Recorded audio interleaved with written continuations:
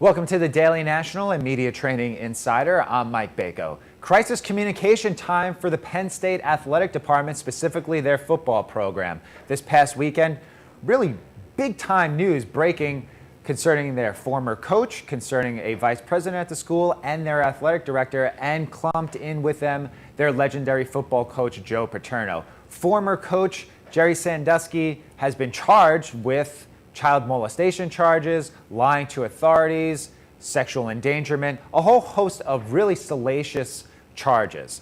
And the athletic director and vice president are also being charged with lying to the authorities. So where do things fall in the lap of Joe Paterno? Right now, Paterno has to come out and make some sort of statement. This is a coach, a former coach, who's being charged with all of these things that was under his staff for 30 years. So Paterno really had an intimate relationship with this individual, let him use some of the Penn State facilities after he was done coaching to help out with this children's charity that he's now being charged with molesting some of the children. So what does Penn State need to do? They need to have Joe Paterno be the face of this crisis. They can't have the president of the school. They can't have another person from the athletic department come out and make comments.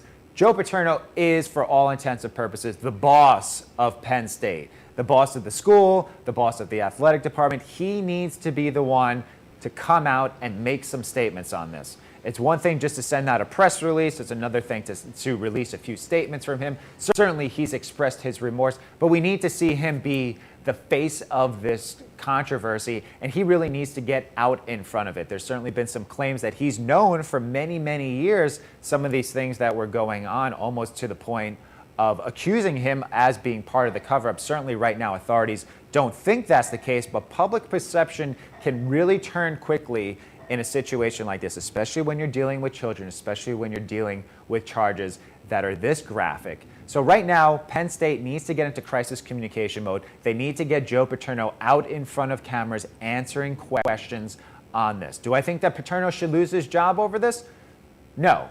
Based on the facts and all the items that have come out so far, it looks like Paterno went up the chain of command the right way.